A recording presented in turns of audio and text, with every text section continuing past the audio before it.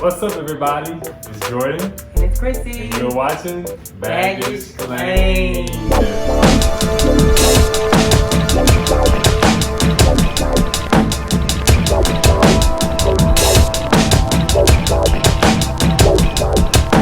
So what are we talking about today?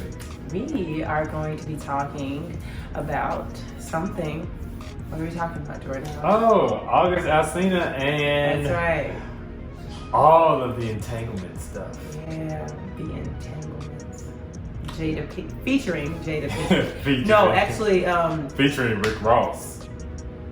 Rick Ross, what did he have to do with it? Entanglement, the song. He's on the song? Yes. I haven't listened to the song. Caught me off guard. I wasn't ready. Yes, I listened to the song today. Really? Yeah. It wasn't good? It's not my speed. Okay, well, you really don't listen to R&B, rap, anything. Okay. Well, I'm gonna have to feature Rick Ross. Okay, well, yeah, so we'll be talking about all of those things today. The flow of this video. First, we're gonna start with August Alsina, and then we're gonna switch gears to talk about Miss Jada. And then we are going to tie in our third party, which just so happens to be Will Smith. Yes. So we're gonna do a little bit of this. So just so you know what we're doing, that is it. Listen, if you haven't seen the documentary State of Emergency and the interview with Angela Yee, you might want to hop on that. Right when that little clip came out, we went to watch everything. And we've been debating about making this video. Yes. But it's here nevertheless. Right. But we watched the documentary and we saw how much of a dysfunction August grew up in, and it was just like, man, and some of it both of us could relate to, you know, being from down south and Chrissy being from New Orleans or whatever like that. It was like, man, like Chris was like calling out, she was like, yeah, this it, I know what that is, I know what that is, like, man, that's it, like, and so just seeing how he grew up, you know, learning about his dad at the age of what, 24, 25 or whatever age he was during the documentary, but learning that, you know, his dad went through so much stuff, and his dad was a man, you know, that he would have looked up to, you know, at certain points of his life, but then it took a turn for the worse, with drugs and living on the streets and stuff like that, even when he didn't have to. And just growing up with his mom, like, and the stories that he told about his mom and how they got to where they are now. Right. It was very dysfunctional. It's not the typical household a child would prefer to grow up in, you know? Yeah. So all of this has made sense in context. Yeah. And I like to call it classy chaos. Yes.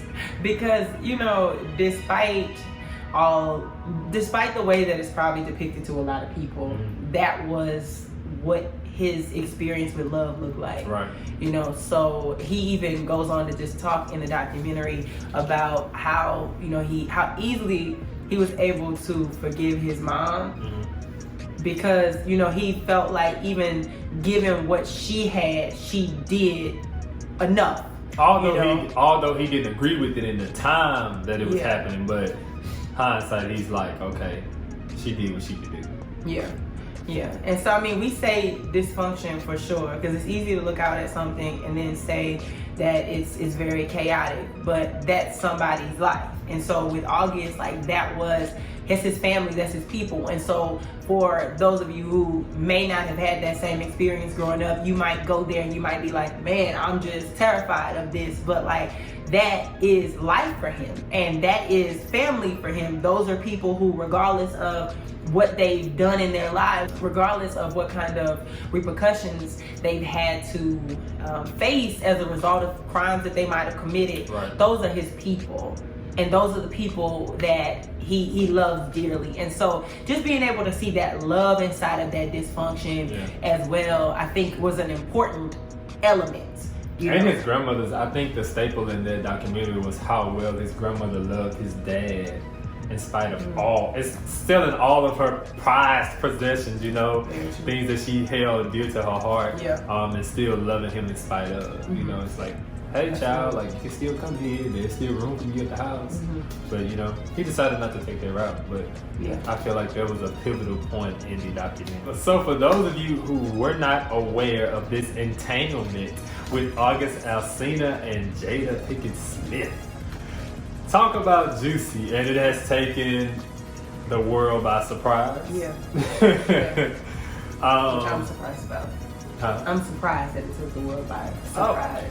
Right, like just because I feel like the world kind of acted like things like this don't happen. Like ever. Yeah. Gosh, celebrity. Like, real life. You can't. But So this is like, it started off just social media has really been taking it. The word entanglement. So if you've seen entanglement anywhere, then that's why it's popular right now, because it was mentioned on an interview with Angela Yee and August Alsina that August may or may not have had some sort of relation something. We're calling it an entanglement now with Jada Pinkett-Smith. Right. And so what did we do? Baggage claim? When we saw the little clip? Investigators. Yes, we did. We watched the interview with Angela Yee. We watched the entire documentary, like, bam. Right. Like, I watched it. Chris was like, hey, you heard about this documentary? I'm about to watch it. I said, I'm already watching it. He finished watching it before me, and I'm over here. And then I watched it again. But anyways, we watched the documentary, found out how he grew up in New Orleans or whatever like that, and all that came along with growing up in New Orleans and the family that he grew up in.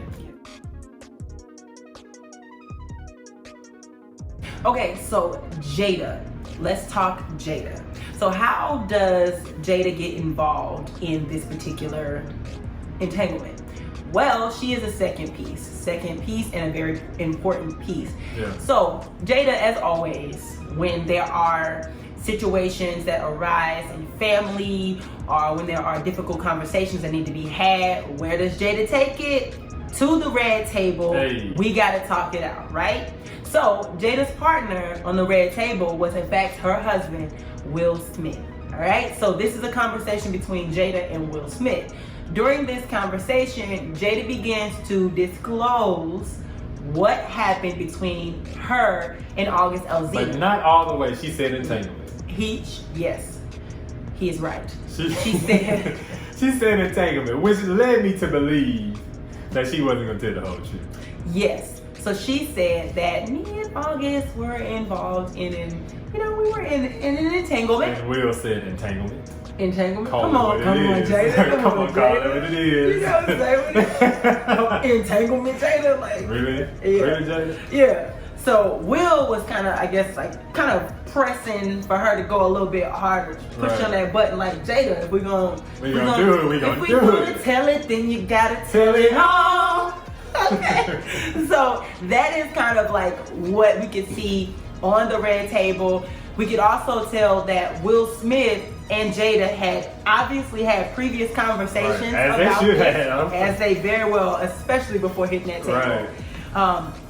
So Jada goes on to mention that they had a relationship with one another years ago, right? So her and August, during a time when Jada and Will were on pause, or the relationship was rocky, and Will even talked about how he was pretty much over the marriage. Right.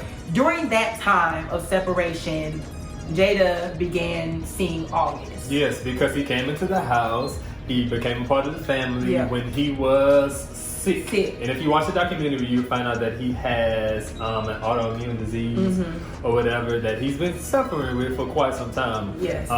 And during that time period, that's when they became really close. Yes. August and the Smiths.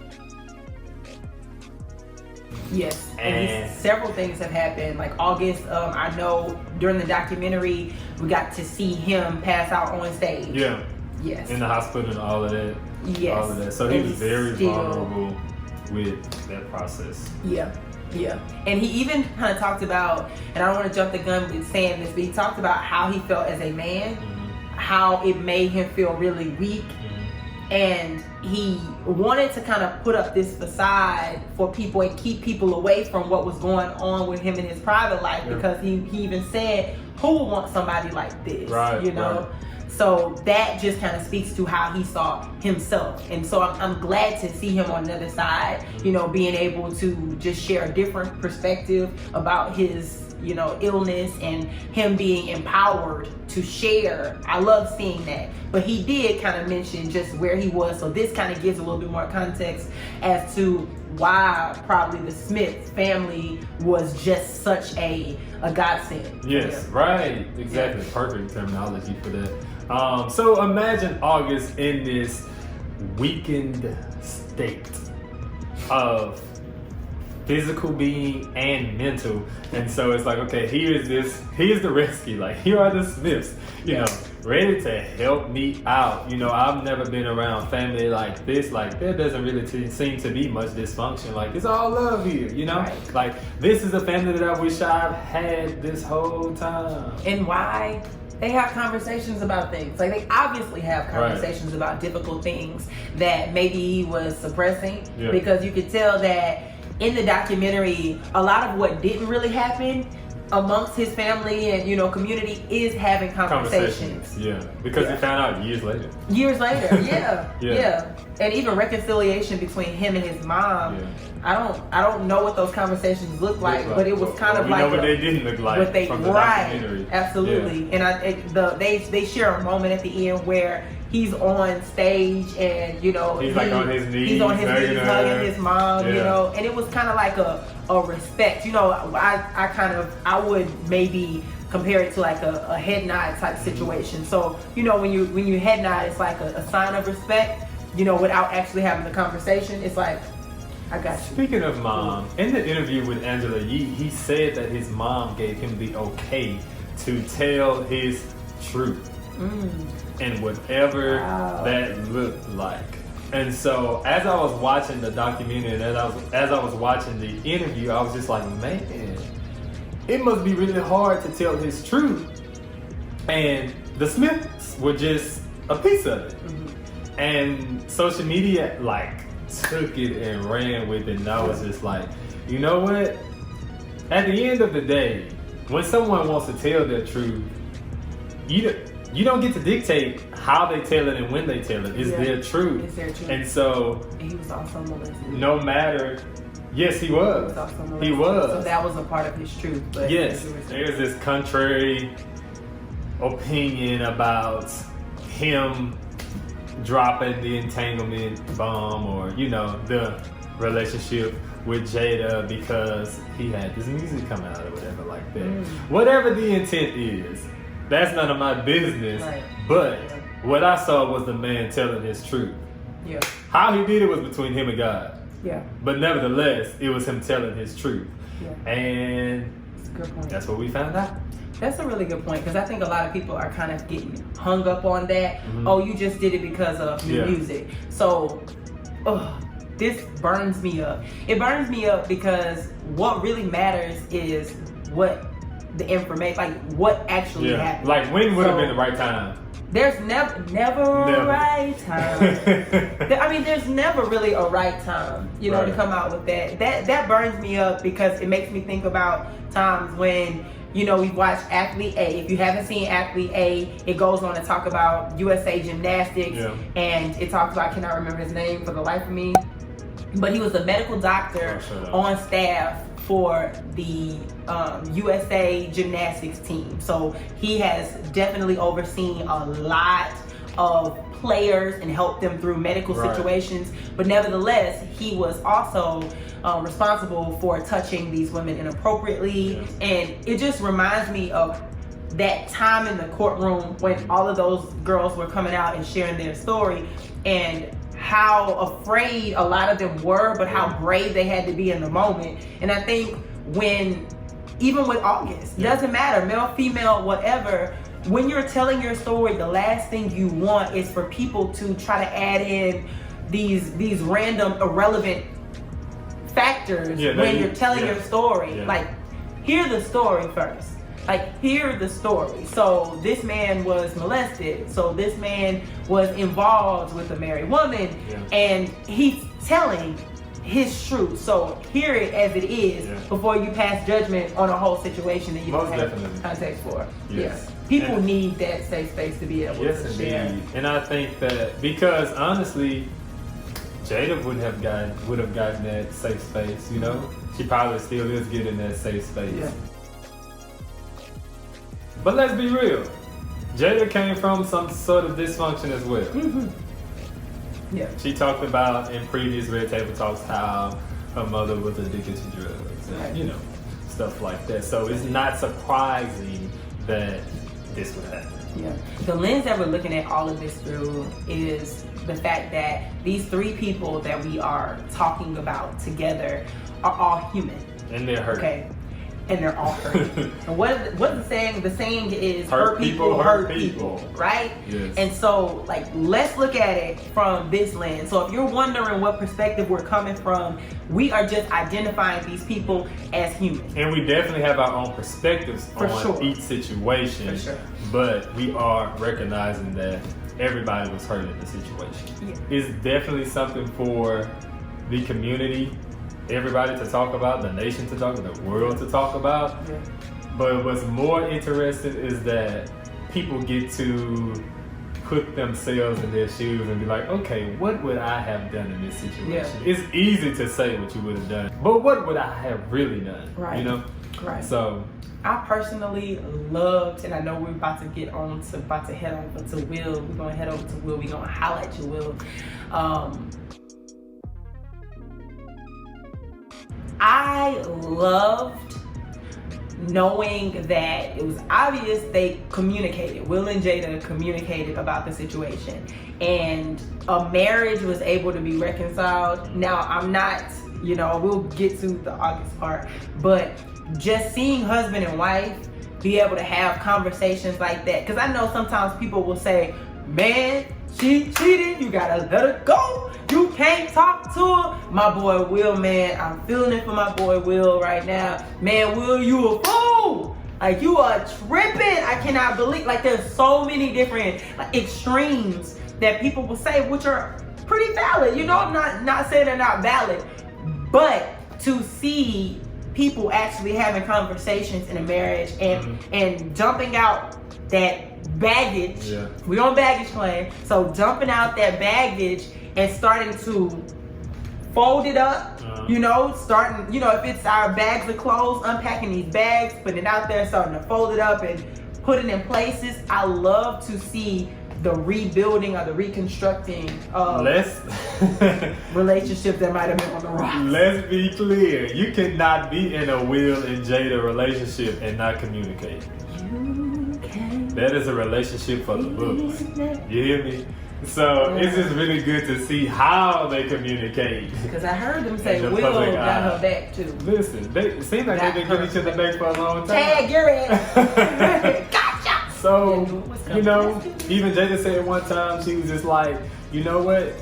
Even if we're going to be with different people, I'm going to be on this side of the house and he's going to be on this side of the house, but we're going to be under the same roof. She said that on the red table. It was just like, okay. Ditto. I see what you meant there. Oh. You said a lot. Oh. There's a lot of entanglement. Right. Oh. Entangled up. But nevertheless, we enjoy communication. And so what we got to see was Will and Jada communicate. Yeah.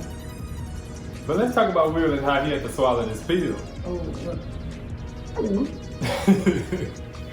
Yeah, that was a tough pill. Your boy had to swallow a pill. He did. And I mean, he mentioned in the interview, on the red table, that he said, now I feel like I just have to be here. Well, I'm baby, I'm gonna support you. Yeah, the husband behind the scenes, like, yeah, you messed up, but I'm here. I'm here for it. Yeah. And I bet that is, of course, like that. It takes a shot at his manhood. Ego. His ego. Got a big ego. So, I mean, I can only imagine being in that position and having to sit there and knowing what the world is going to say about you. It's just kind of like, I would prefer to do this. Yeah. So kudos to him and his hurt. Like, And if he did get her back, like they didn't necessarily make that clear. Right. But if he did get her back, there was still a hurt person hurting somebody else. Right. You know? So now officially we've met August, we've met Jada, and we've met Will. So now they're on our baggage claim table together. Okay, so we got all of them with a seat. Yeah. So let's talk about this thing. Let's talk about it. So how? Let's see. Healing, reconciliation, progressiveness, moving forward. How does this even happen? What do we do? You know what? I would hope that since all of this has come out, I know that Jada said that August had not spoken to her about the situation since it happened. Honestly, I was a little bit confused because she said that was like 4 years ago, but there was also a red table talk about 2 years ago with August and all of them at the red table. And so I was with just her like, mom. Yeah, with her mom. And I was just like, okay, make this make sense to me. You know, like, have y'all talked at all, or have y'all just not talked about that? Yeah, that social media thing will get you. And so I was a little bit confused. But with that being said, I'm hopeful that August would be willing to have the conversation with them, with all this thing. Do you think that August is fine now? Do you think that he has made peace and that there's no need for him to have a conversation? No, there is no making peace about this without having a conversation. No. Well, but didn't your boy has not made peace. Okay, you're right. He didn't have a conversation with her. That interview with Angela, your boy was hurt. Okay. Your boy was hurt. So I'm expecting to see him on the red table. Listen, I'm waiting for this conversation. With security. You know, I'm waiting for this conversation because that's gonna be the only thing that, like, you know, you just had a situation and you're like, you know what, I really don't want to talk to this person, but in order for me to receive some type of healing, like 100% healing, we're gonna have to talk. Yeah.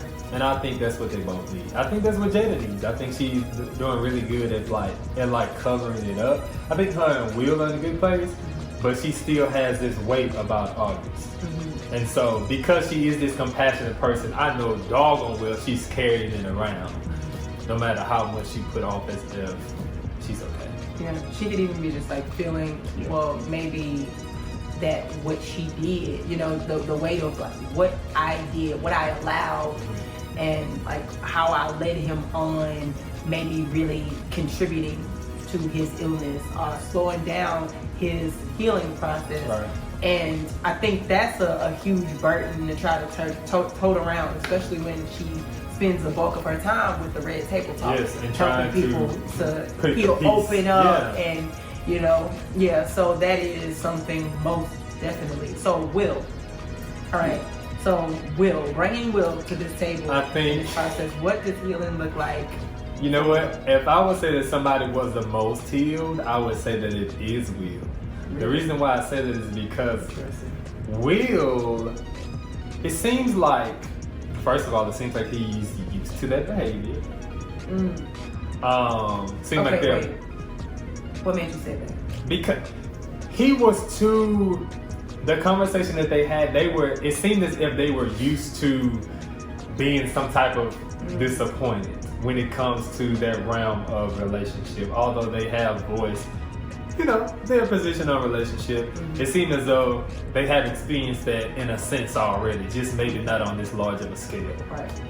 And so... so not where everybody else can see it. Yeah. You're just struggling. Okay. Yeah. And so with him, I feel like the bulk of the healing would be for him and Jada, and I feel like they've been having those conversations about, like, okay, they're back to a place to where, you know, I like you again.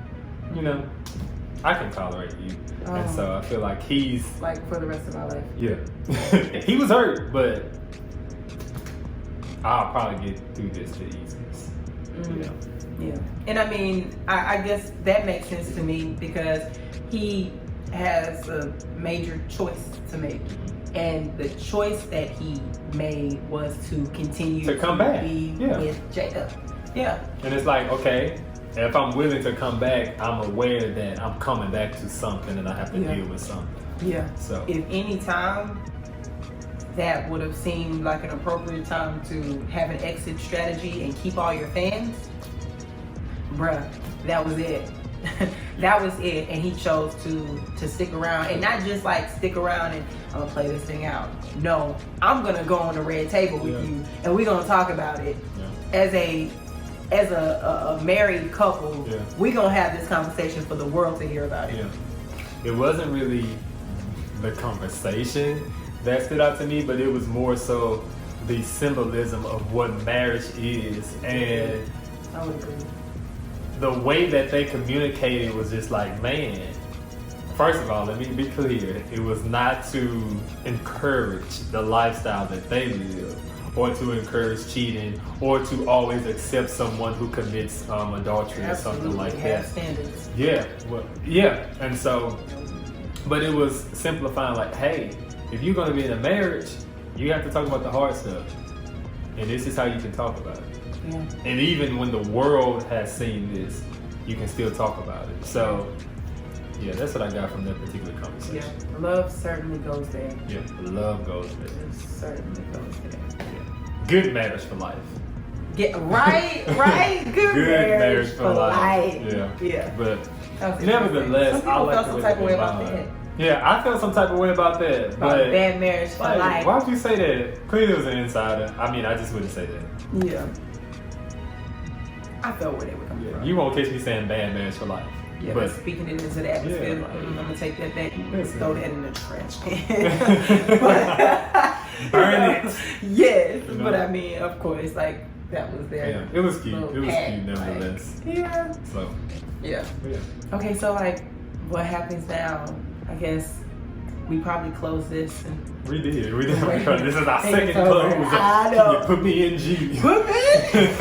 Okay, you put me in. But I mean, that's my advice from this is, listen, be committed to one another, be in it for the long run, know your standards, be able to communicate your standards, make sure that your partner knows where you are, your deal breakers, foster that communicative spirit, in your relationships. Definitely.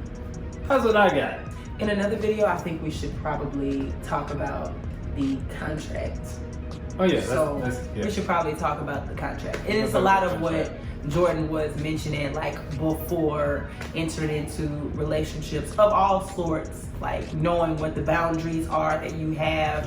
You were talking about the uncompromisables, things like that, knowing what those things are, how to facilitate those pre-relationship conversations, what they should look like, important details that you want to know about before you enter into those. We can have a conversation about that. So if y'all are interested, go ahead and hit us up in the comments and talk about it. Like, comment, subscribe.